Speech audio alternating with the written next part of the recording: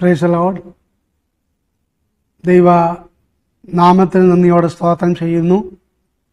വീണ്ടും ഈ ബുധനാഴ്ച പ്രഭാതത്തിൽ പ്രഭാത മന്യമായിട്ട് കടന്നു വരുവാൻ ദൈവമായ കർത്താവ് സഹായിച്ച ആ വൻ കൃപയ്ക്കായിട്ട് ദൈവത്തിന് സ്തോത്രം ചെയ്യുന്നു.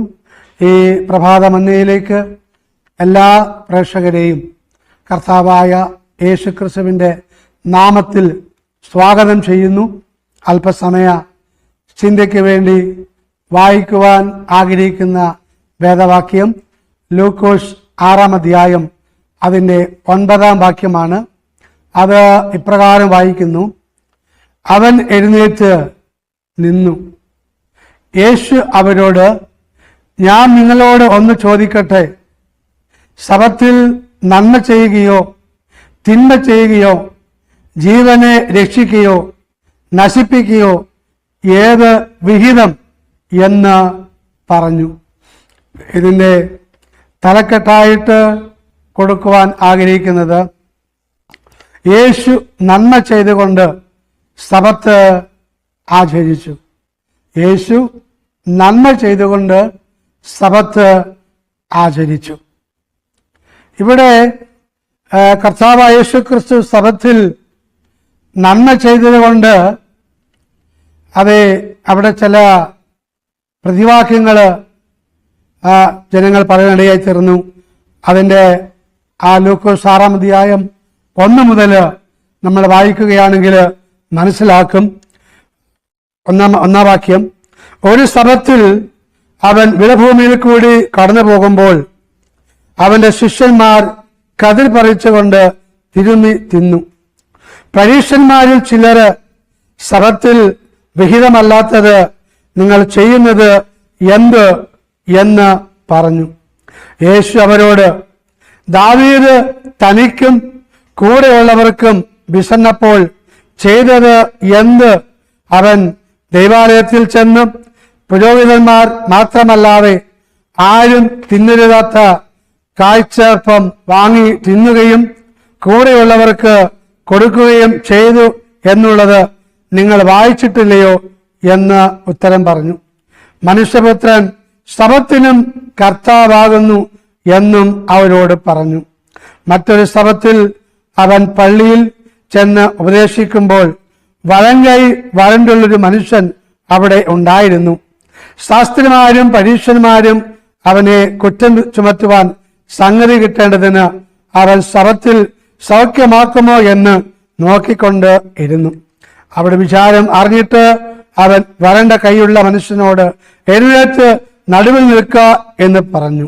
അവൻ എഴുന്നേറ്റ് നിന്നു. യേശു അവരോട്, ഞാൻ നിങ്ങളോട് ഒന്ന് ചോദിക്കട്ടെ, ശബ്ബത്തിൽ നന്മ ചെയ്യുകയോ തിന്മ ചെയ്യുകയോ ജീവനെ രക്ഷിക്കുകയോ നശിപ്പിക്കുകയോ ഏത് വിഹിതം എന്ന് പറഞ്ഞു. കർത്താവ് പറഞ്ഞു, ഞാൻ ശബ്ബത്തിനും കർത്താവാകുന്നു.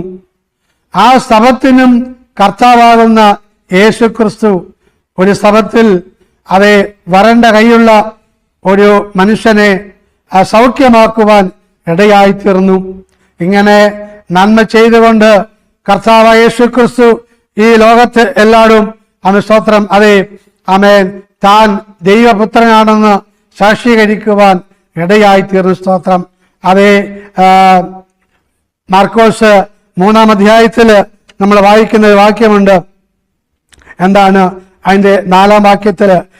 പിന്നെ അവരോട്, ശബ്ബത്തിൽ നന്മ ചെയ്യുകയോ തിന്മ ചെയ്യുകയോ ജീവനെ രക്ഷിക്കുകയോ കൊല്ലുകയോ ഏത് വിഹിതം എന്ന് ചോദിച്ചു.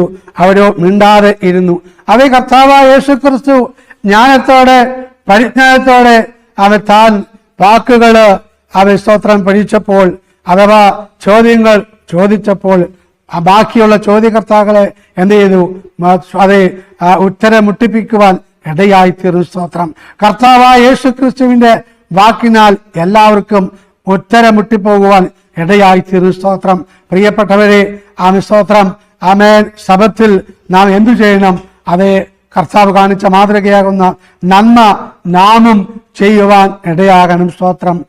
കർത്താവായ യേശുക്രിസ്തുവിനെ സ്തോത്രം ശബ്ബത്തിൽ നാം ആരാധിച്ചുകൊണ്ട് ബാക്കിയുള്ള സമയങ്ങൾ അവൻ ബാക്കിയുള്ളവരോട് നന്മ ചെയ്തുകൊണ്ട് ഈ ലോകത്തിൽ അത് യേശു ക്രിസ്തു കാണിച്ചെന്ന ആ മാതൃക നാം മാതൃകയാക്കിക്കൊണ്ട് എല്ലാവർക്കും നാം ഒരു അനുഗ്രഹമായി തീരുവാൻ സർവശക്തനായ ദൈവം എൻ്റെ കേൾവിക്കാരായ എല്ലാവരെയും സഹായിക്കുമാറാകട്ടെ എന്ന് ആത്മാർത്ഥമായിട്ടും പ്രാർത്ഥിക്കുന്നു. സർവശക്തനായ ദൈവം ഏവരെയും സഹായിക്കുമാറാകട്ടെ. ഒരു വാക്ക് പ്രാർത്ഥിക്കാം. പരിശുദ്ധനായ ദൈവമേ, സ്വർഗീയ പിതാവേ, എന്ന് കർത്താവേ പറഞ്ഞു കേട്ട എല്ലാ പ്രിയപ്പെട്ടവരെയും ദൈവകരങ്ങളിലേക്ക് കേൾപ്പിച്ചു പ്രാർത്ഥിക്കുന്ന കർത്താവേ, ദൈവമേ ദൈവത്തിന്റെ വിശുദ്ധ ദിവസത്തിൽ കർത്താവ് ദൈവമേ സ്തോത്രം ചെയ്യുന്നു. നന്മ ചെയ്യുവാനും കൂടി കർത്താവ് ദൈവമേ ജനങ്ങളെ അങ്ങ് കർത്താവെ സഹായിക്കണം എന്ന് അങ്ങയോട് പ്രാർത്ഥിക്കുകയാണ്. കർത്താവ് ആരെങ്കിലും കർത്താവിനെ സ്വന്തം രക്ഷിതാവായി സ്വീകരിച്ചില്ല എങ്കിലും അവരും കർത്താവ് സ്വന്തം രക്ഷിതാവായി സ്വീകരിച്ച് ദൈവകൽപ്പന അനുസരിച്ച് നിത്യജീവിതത്തിന് വേണ്ടി ഒരുങ്ങുവാൻ അവരെ സഹായിക്കുമാറാകണമെന്ന് അങ്ങയോട് പ്രാർത്ഥിക്കുന്നു. സകല മാനവും സകല മഹത്വവും സകല പുകഴ്ചയും അങ്ങേക്ക് അർപ്പിക്കുകയാണ്. പ്രാർത്ഥന കേട്ട് സ്തോത്രം ചെയ്യുന്നു കർത്താവ് യേശു ക്രിസ്തുവിൻ തന്നെയുള്ള നാമത്തിൽ തന്നെ. ആമേൻ. ഈ ദിവസം എല്ലാവർക്കും അനുഗ്രഹമായി തീരട്ടെ എന്ന് ആശംസിച്ചുകൊണ്ട് നിർത്തുന്നു. ദൈവം നമ്മെ സഹായിക്കുമാറാകട്ടെ. ആമേൻ.